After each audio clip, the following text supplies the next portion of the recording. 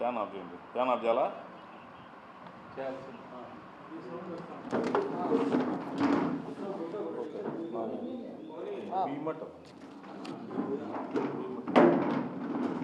Hello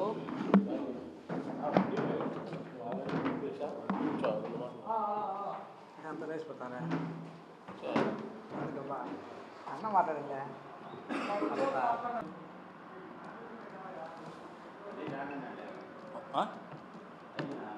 చెయ్యి.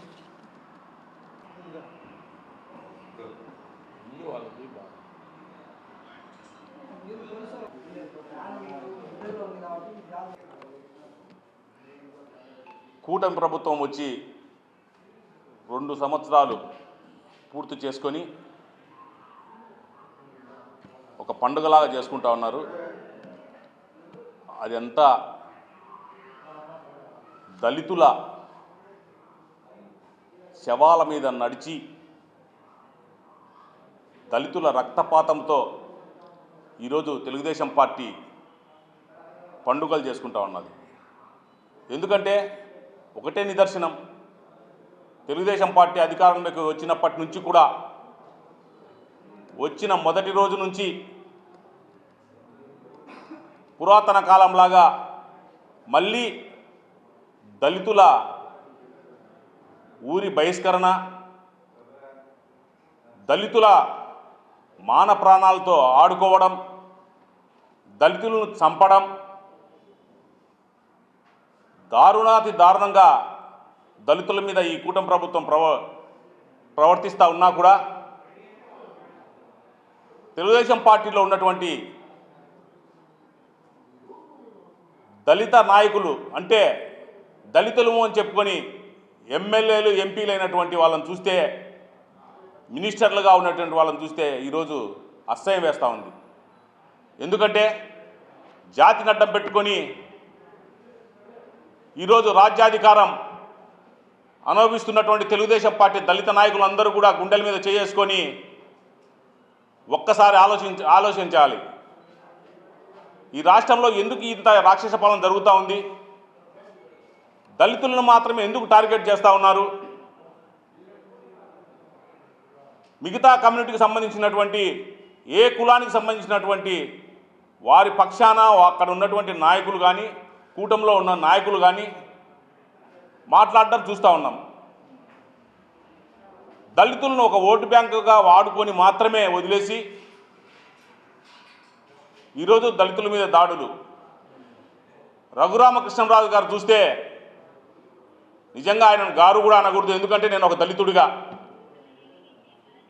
రఘురామకృష్ణరాజు మాట్లాడిన మాటలు చూస్తే, రఘురామకృష్ణరాజు చేస్తున్నటువంటి దాడులు చూస్తే ఆయన ఒక గౌరవప్రదమైనటువంటి స్థానంలో ఉంటూ, ఒక స్పీకర్గా ఉంటూ అన్ని కులాలు అన్ని మతాలను ఒకే విధంగా చూడాల్సినటువంటి వ్యక్తి మాకు దళితుల ఓట్లు అవసరం లేదని చెప్పేసి ఈరోజు చెప్తా ఉన్నారు. చాలా ఆశ్చర్యం వేస్తుంది. ఎందుకంటే ఒక స్పీకర్గా ఉన్నటువంటి వ్యక్తి రఘురామకృష్ణరాజు, తెలుగుదేశం పార్టీలో ఉన్నటువంటి ఆయన ఆ మాట మాట్లాడినా కూడా, దళితుల ఓట్లు మాకు వద్దు అన్నా కూడా ముఖ్యమంత్రి చంద్రబాబు నాయుడు గారు కానీ, ఉప ముఖ్యమంత్రి పవన్ కళ్యాణ్ గారు కానీ, దాంట్లో ఉన్నటువంటి దళిత నాయకులందరూ కూడా ఒక్క మాట కూడా ఉండడం చాలా విడ్డూరం. నిజంగా దళితుల ఓట్లు తెలుగుదేశం పార్టీకి, కూటమి ప్రభుత్వానికి అవసరం లేదా? నీకు ధైర్యము ఉండింటే ఎలక్షన్ల ముందు ఆ మాట చెప్పిండాల్సింది. దళితుల ఓట్లు మాకు అవసరం లేదు, దళితులను మేము అంటరాని వారికనే మేము చూస్తామని చెప్పేసి చెప్పిండాల్సింది. దళితుల ప్రతాపం ఏంటో ఆ ఎలక్షన్లో చూపించిండే వాళ్ళు. కానీ పేద బడుగు బలహీన వర్గాలందరూ కూడా వారు చెప్పినటువంటి మాటలన్నీ కూడా నమ్మి నిజంగా జగన్మోహన్ రెడ్డి గారి కంటే ఇంకా మంచి చేస్తారేమో అని చెప్పేసి నమ్మి ఓట్లు వేయడం జరిగింది. ఆ ఓట్లు వేసి గద్దెనెక్కిన తర్వాత ఈరోజు ఈ విధంగా ప్రవర్తించడం నిజంగా ప్రతి ఒక్కరు కూడా అనుకుంటా ఉన్నారు,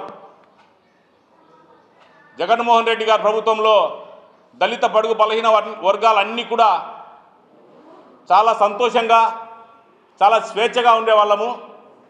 ఈరోజు చూస్తే చాలా దారుణాది దారుణంగా పురాతన కాలంలాగానే ఈరోజు ఈ కూటమి ప్రభుత్వంలో మేము నడుచుకుంటా ఉన్నాము.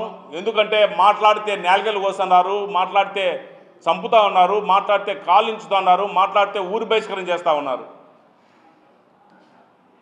అని మళ్ళీ మౌనంగా ఉండేటువంటి పరిస్థితి. ఎందుకంటే పేదలం నిరుపేదలం మేమంతా, మేము మాట్లాడలేం, ఎదిరించలేం అని చెప్పేసి వాళ్ళు అనుకుంటా ఉన్నారు. నిజంగా కాలం మారింది. రాబోయే రోజులలో తెలుగుదేశం పార్టీని బంగాళాఖాతంలో కలపడం ఖాయం. ఏ దళిత వాడకపోయినా కూడా, కూటమి ప్రభుత్వంలో ఉన్నటువంటి ఏ నాయకుడు పోయినా కూడా ఖచ్చితంగా చొక్కాలు పట్టుకొని నిలదీసే పరిస్థితి ఖచ్చితంగా వస్తుందని మేము తెలియజేస్తూ ఉన్నాం.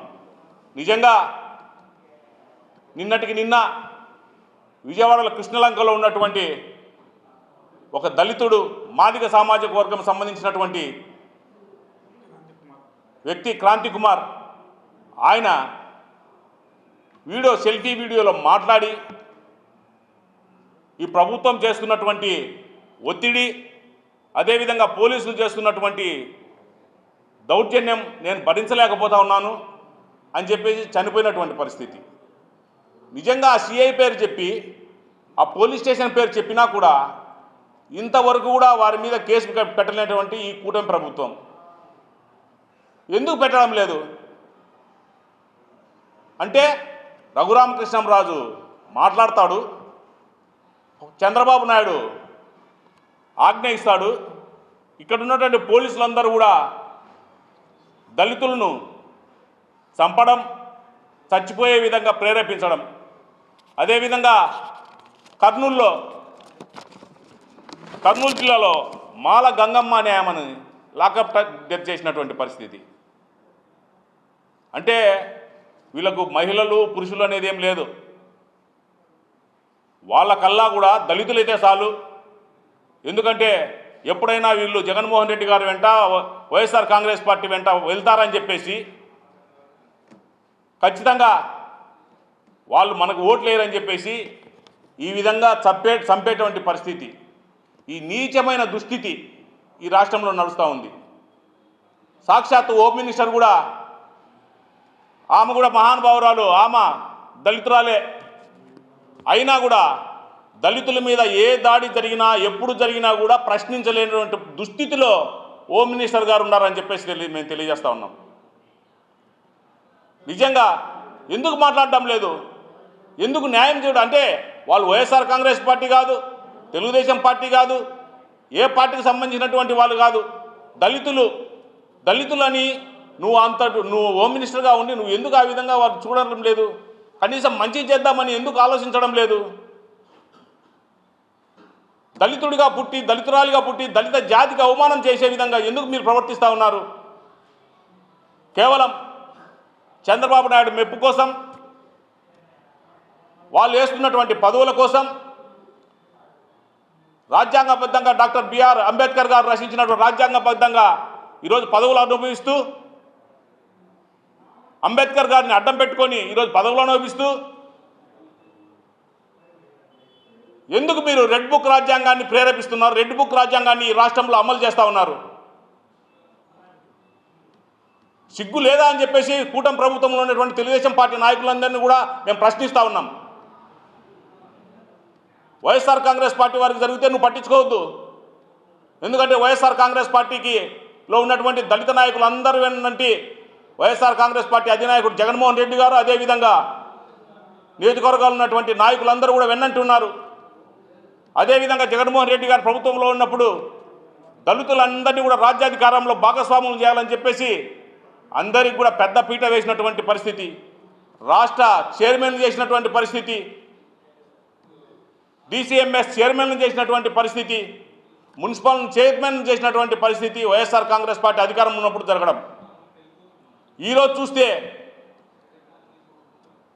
దళితుడైతే చాలు చంపడమే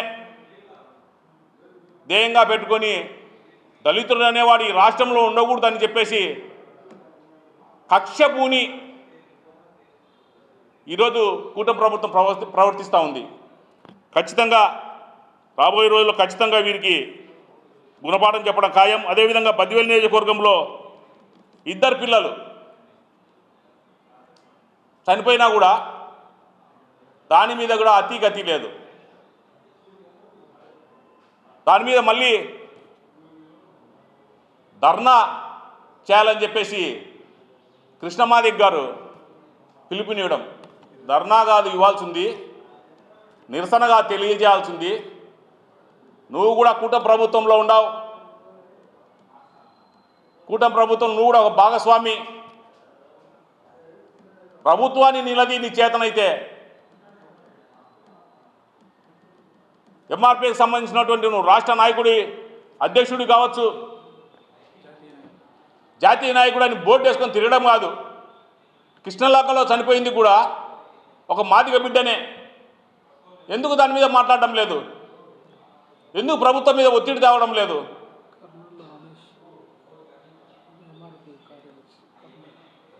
కర్నూలులో ఎంఆర్పీ కార్యదర్శి చనిపోతే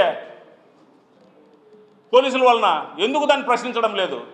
అంటే నీ కూటమి ప్రభుత్వానికి మచ్చ వస్తుందని చెప్పేసి తూతు మంత్రంగా జాతిలో ఇంకా మంచి పేరు తెచ్చుకోవాలని చెప్పేసి ఏదో నిరసన తెలియజేసి ధర్నా చేసిపోతే జాతి క్షమించదు. వాళ్ళకు మంచి జరగాలి, న్యాయం చేయాలి అనే విధంగా ఈరోజు పోరాడాల్సిన అవసరం ఉంది. చంద్రబాబు నాయుడును నిలదీయాల్సిన అవసరం ఉంది. అదేవిధంగా ఉప ముఖ్యమంత్రిని కూడా నిలదీసి ఖచ్చితంగా వాళ్ళకి మేలు మంచి జరిగే విధంగా చూడాల్సిన అవసరం ఉంది. అది చేస్తే ఎవరైనా హర్షిస్తారు, లేకుంటే ఖచ్చితంగా నీకు గుణపాఠం ఖచ్చితంగా చెబుతారని చెప్పి తెలియజేస్తూ ఉన్నాం. ఇప్పటికైనా కూటమి ప్రభుత్వంలో ఉన్నటువంటి దళిత నాయకులందరూ కూడా ఒక్కసారి ఆత్మవిమర్శ చేసుకోమని మేము విజ్ఞప్తి చేస్తూ ఉన్నాం.